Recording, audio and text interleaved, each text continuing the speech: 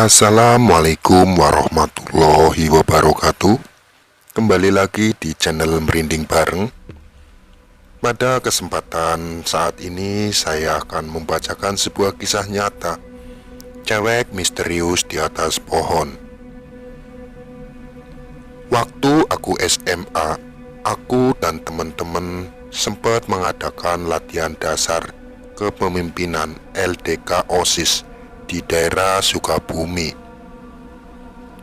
Seperti biasa, kalau kegiatan kayak gini, pasti ada acara yang namanya jurit malam.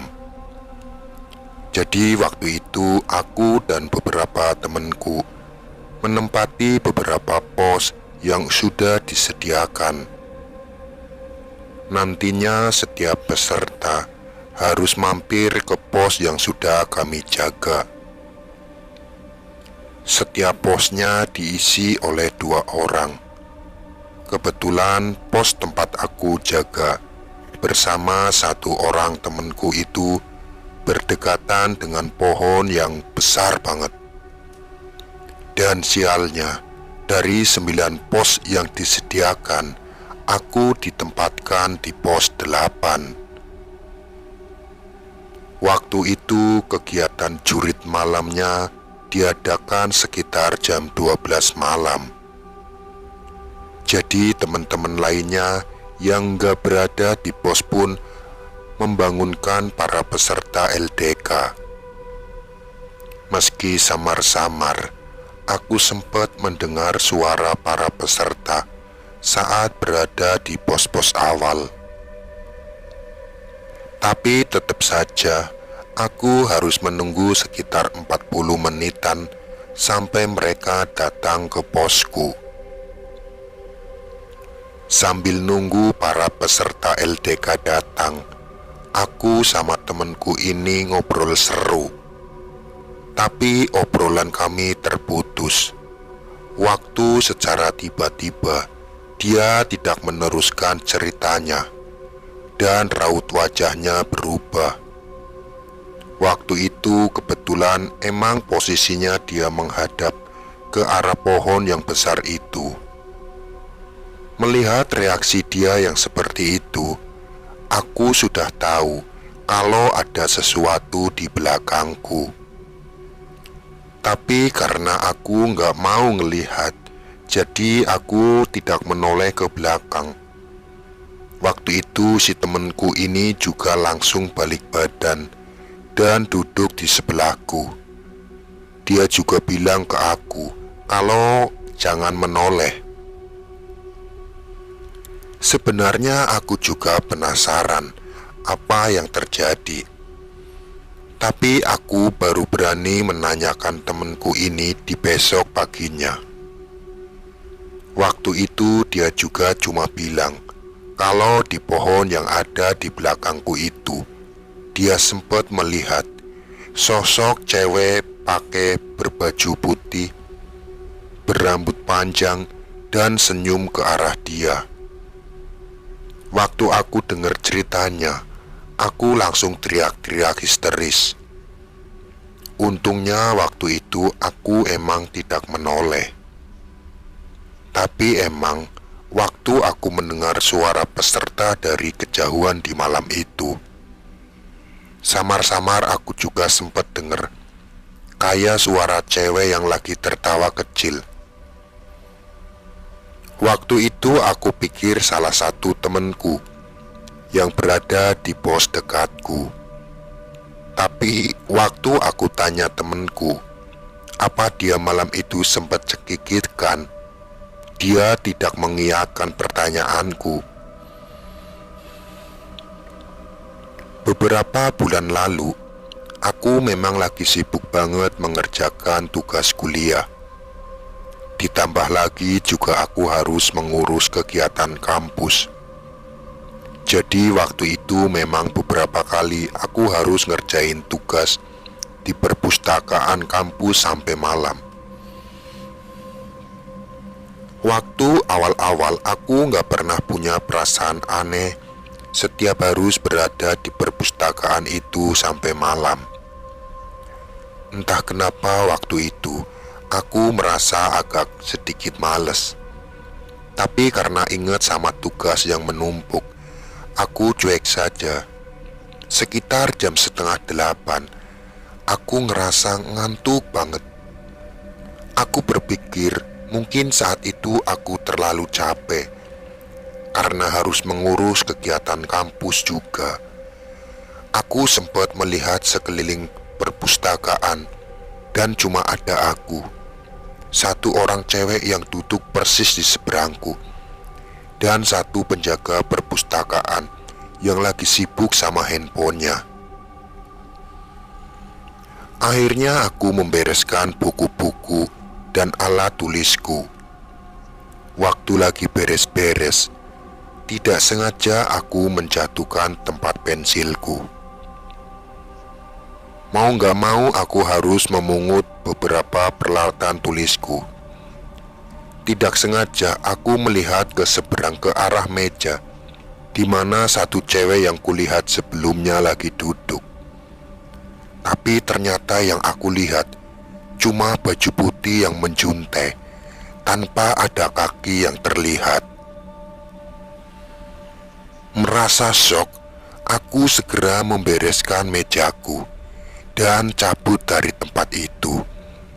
Tetapi waktu aku mau beranjak pergi, cewek itu bertanya, "Mau pulang duluan?" Aku yang sudah gugup cuma menjawab cepat, "Iya, udah ngantuk." Tiba-tiba cewek itu kembali bertanya, "Udah ngantuk? Apa sudah tahu?" Spontan saat itu juga aku langsung lari dari perpustakaan. Esok harinya aku cerita ke beberapa temanku. Mereka bilang kalau kejadian seperti itu ternyata juga dialami oleh banyak mahasiswa di beberapa fakultas, dan kejadian pun mirip dengan apa yang aku alami. Waktu itu aku baru pulang malam dari sekolah karena harus mengurus kegiatan sekolah. Kebetulan saat itu keluargaku memang gak ada di rumah karena orang tuaku sedang pergi dan kakakku belum pulang kerja. Kira-kira kejadian hari itu sekitar jam 8:30 malam. Di sekitar rumahku memang jarang ada lampu jalan, jadi biasanya penerangan jalan terbantu dari lampu-lampu yang ada di teras setiap rumah. Sialnya lagi, di depan rumahku itu ada pohon yang besar banget. Saat itu aku merasa emang seperti ada orang yang memerhatikanku dari seberang rumahku. Tapi karena aku sudah capek banget, aku pun menghiraukan perasaan itu. Aku pun memutuskan untuk masuk rumah dengan kunci cadangan yang ibuku berikan. Karena kuncinya agak banyak, karena juga digabung dengan kunci kamarku, aku membutuhkan waktu yang agak lama untuk membuka pintu depan. Dari situ perasaanku semakin gak enak. Aku benar-benar merasa ada seseorang di belakangku. Gak mau merasa terganggu, aku pun memutuskan buat melihat ke arah belakangku. Tapi aku tidak menemukan siapa-siapa. Setelah beberapa menit berkutat dengan pintu depan, aku pun akhirnya berhasil membukanya.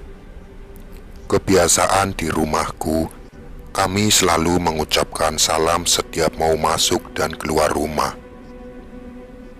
Evan gak ada di dalam rumah. Begitu masuk ke rumah sambil menghadap ke pintu, aku menutupnya sambil mengucapkan Assalamualaikum.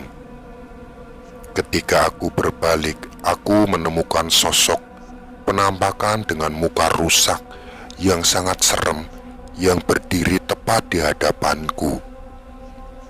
Parahnya sosok tersebut semakin mendekatkan wajahnya ke wajahku sambil mengucapkan, "Waalaikumsalam, waalaikumsalam." Setelah kejadian itu, aku udah gak inget apa-apa lagi. Keesokan harinya, keluargaku cerita kalau mereka menemukanku tergeletak di tempat di mana aku melihat sosok misterius itu. Sejak kejadian itu, aku udah gak pernah mau pulang ke rumah kalau tidak ada keluarga di dalamnya. Beberapa tahun terakhir, aku menjadi seorang volunteer di salah satu kegiatan sosial. Kebetulan baru-baru ini aku diutus oleh mereka untuk terbang ke Amerika Serikat buat menghadiri sebuah konferensi.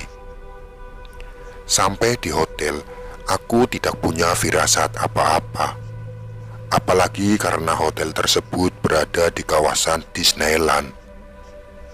Saat aku sampai di hotel tersebut, siang hari kebetulan aku belum bisa masuk ke kamar karena mereka bilang kamarku sedang dibersihkan. Sekitar 15 menit menunggu, aku pun akhirnya dipersilakan buat masuk ke kamarku. Meski gak merasakan hal aneh, tapi saat aku masuk, keran di kamar mandiku masih menyala. Kupikir itu karena petugasnya yang lupa mematikan keran tersebut. Malamnya setelah aku pulang dari dinner di luar bersama pihak penyelenggara, aku pun memutuskan buat beristirahat di kamar. Sayangnya istirahatku agak terganggu karena suara berisik dari kamar sebelah. Nah, kebetulan kamarku itu punya connecting door dengan kamar berisik tersebut. Aku sempat melihat cahaya dari bawah pintu dan kupikir mereka lagi merayakan sebuah pesta.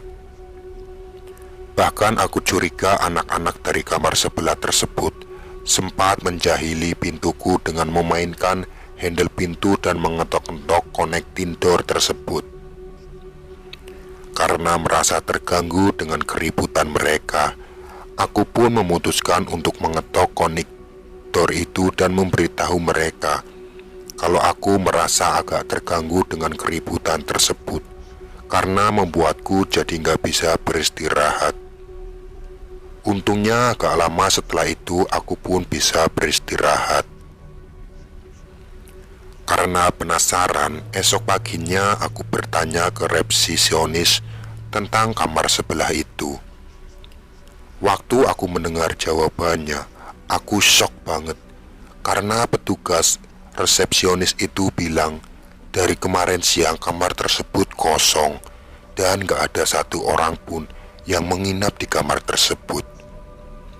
Kejadian ini aku alami waktu aku berada di kantor sampai malam. Sebenarnya sih gak terlalu malam karena waktu itu baru sekitar jam 8 malam. Kalau di kantor posisi dudukku itu bisa melihat ke arah ruangan kaca bosku. Dan waktu itu aku tinggal bertiga dengan temanku. Sayangnya mereka semua lagi gak berada di ruangan yang sama denganku. Karena saat itu aku melihat bosku lagi sibuk banget. Aku pun gak minta izin ke dia saat aku mau pulang. Dan aku cuma pamit ke teman-temanku sambil bertanya, "Kenapa bosku belum pulang?" Tiba-tiba salah satu temanku bertanya, "Bukannya dia pergi?" Karena merasa penasaran, saat aku sudah berada di jalan aku pun menghubungi temanku yang katanya pergi liputan dengan bosku itu. Dan ternyata benar, temanku itu bilang kalau bosku lagi sama dia, liputan dari sore hari. Jadi sampai sekarang aku nggak tahu siapa aku yang aku lihat di dalam ruangan bosku itu tadi. Demikian ceritanya. Nanti kita lanjut lagi.